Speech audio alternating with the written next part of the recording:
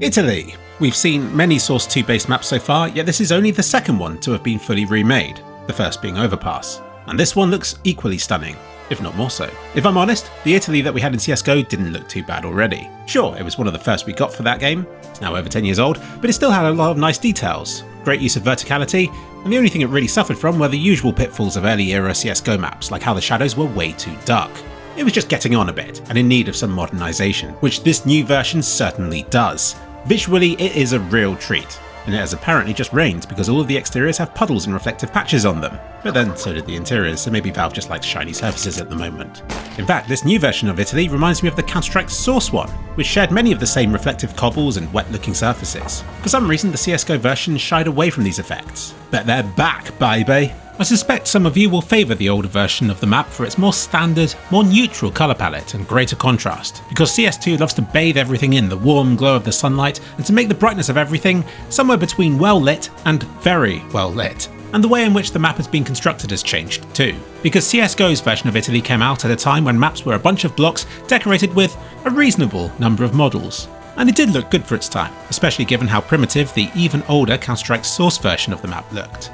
But Counter-Strike 2's Italy is endgame material. It's the modern approach of using models for virtually everything, and for the areas in between they use advanced shaders and blended materials, which keep things looking varied and interesting. Add to that Source 2's improved shaders and shading, and the end result is very pleasing. Outdoors, it's interesting that the buildings and their roofs, if anything, have got shorter since the CSGO version. The large tower that was in the centre of the map has been moved way back into the background, and the height decrease of some of the buildings should aid in grenades being thrown across the map. Visually, it's a real treat. Until now, CS2's maps haven't really received much change to their gameplay. It seems like Valve is content simply porting most of them over to Source 2 and in making them look a bit prettier for now. Maybe they'll change their gameplay later on, but for Italy, Valve has done things slightly differently. They have made some changes to this map's layout. A few extra corridors have been added, connecting central routes to less central routes, making the map less of a case of picking a lane and sticking to it. So Long Haul was previously a very dangerous and remote feeling part of the map, but now, halfway up it, they've made a new connection through to Middle, which will significantly alter how this part of the map plays,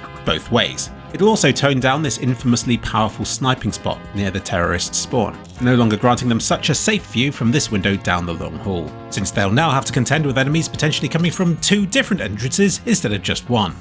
And Apartments has seen a few adjustments too. Instead of an awkward stack of logs and a hole in a wall that you climb through, there's now just a simple staircase leading to the apartments, which itself has been made a bit more direct. Though it's lovely that the original rooms remain drawn, if now blocked off. And there is a brand new staircase here that leads straight down to the streets near the market. RIP this balcony area here. Back in Counter-Strike Source, you could get up here on your own. In CSGO, the door was raised ever so slightly and so required a boost for you to reach up here. But now it's been clipped off completely. A real shame, since this was a spot that encouraged risky rushes from the otherwise very campy terrorists. And this sneaky corner can't be climbed either, though I think that's been this way in CSGO for a while now. But it used to be a great place to rush to catch CTs off guard. So those are the gameplay changes. Now back to the graphics, and along with this new map, Valve has also redone the hostage model. And I suggest you check out this other recent video of mine on it, which started life as but a brief chapter of this Italy video that ballooned into its own video where I learned lots of interesting things about hostages and rated them based on how pitiful they all looked. But this video is meant to be about Italy, so let's check out the sizable visual overhaul that this map has received. Back in the Counter-Strike Source days, I was jealous that that version of the map didn't feature any chickens, because I heard that the old versions had one just here. Here it is. Like I said, Counter-Strike Source was devoid of any bird form. CSGO introduced free roaming chickens everywhere, and CS2 has kept all those and also added a bunch of birds in the sky as well. It's just a small thing, but it goes to show how open this map is now, with a fully open skybox likely enabling all manner of new and exotic setup grenade throws. Go on, Counter-Strike community. See how high you can push the skill ceiling on this hostage map. I like to think that each new map Counter-Strike 2 receives brings something new to the table, and with Italy, it's how nothing looks flat. Valve has seen to it that every wall is slightly crooked, every tile slightly imperfect. Even this glass gives the illusion of depth, when in actual fact it's just a flat surface. And the same with these curtains. They're not really drawn, they're just a parallax effect on this window.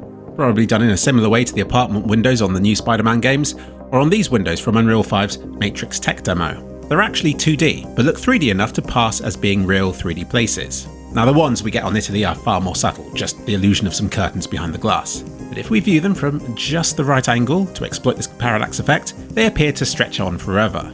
Incredible. So yeah, this new version of Italy has a lot of stuff sticking into the walls, but also a lot of stuff poking out. Ivy flaps about, cobbles peek out, and every surface is littered with small details to stop it from being just a flat surface.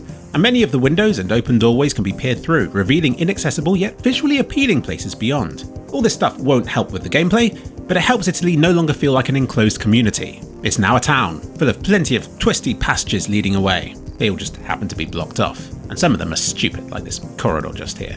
What is this? A corridor for Slender Man? Now the whole map looks much better now, but some bits are particularly impressive. I always thought this bit here was a throwaway section that didn't deserve a second thought, like Valve had simply placed whatever props they thought were relevant to this place and then left it at that.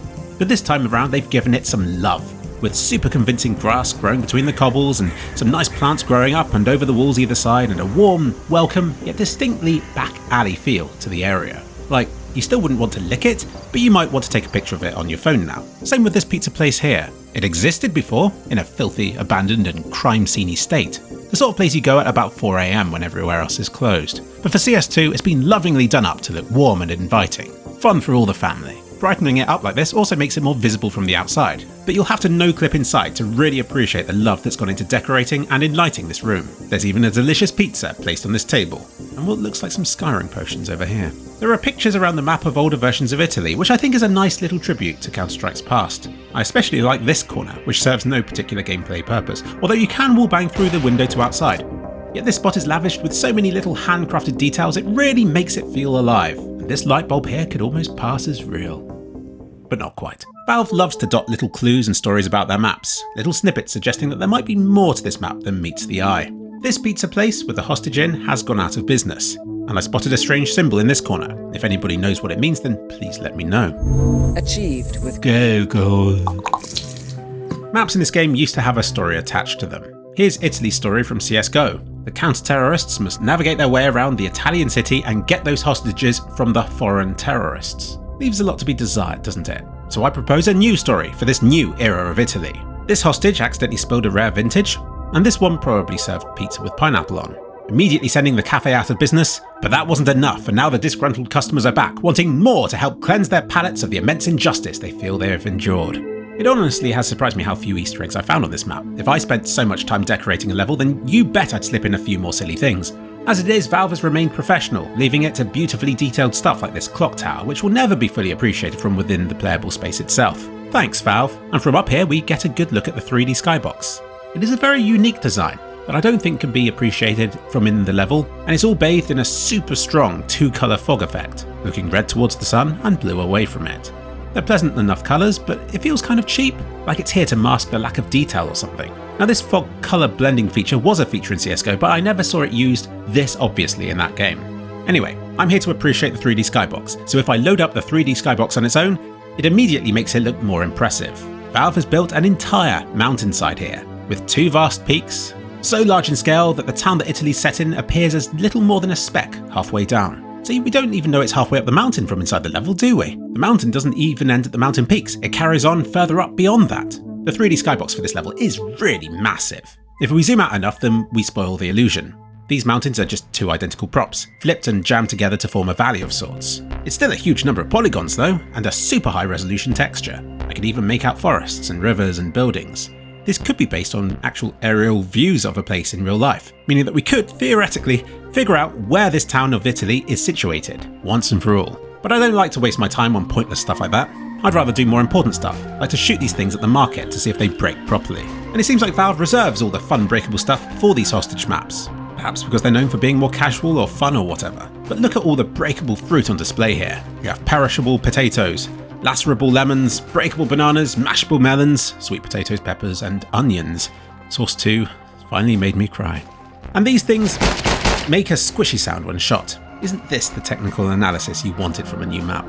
The eggplants in CSGO used to bleed when shot, which I guess was used as a quick and approximate effect without having to create new broken models or whatever. But it was a bit creepy. But in CS2, they now break apart more satisfyingly. One thing the market in CSGO had that has been removed are these hanging chickens, which would swing wildly and flail their wings unnervingly if shot, though unlike the eggplants, they didn't use the blood decal.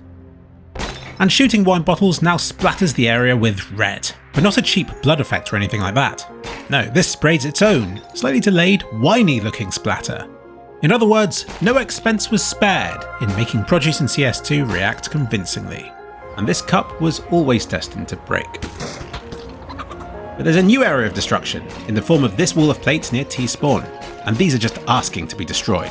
I don't expect them to last long in pub matches, and if shooting them takes too much time, then a well-placed grenade can cause instant havoc. Highly recommended. We get these new plant pots, which now only half break one shot. These hanging ones completely collapse though, so that's cool. So there it is, the new Italy. But is it enough to make you want to play on it? And if not, why not? It's got new graphics, it's got new gameplay. But is it really Italy? Or have we lost something important along the way? I mean, sure, all the text reads suitably Italic-y, but anyone who's been to Italy will know there's one thing missing. Cocks. Cocks everywhere. Please, Valve, don't turn your back on Italy's rich culture and obsession with the male form. We need more cock and less pagina.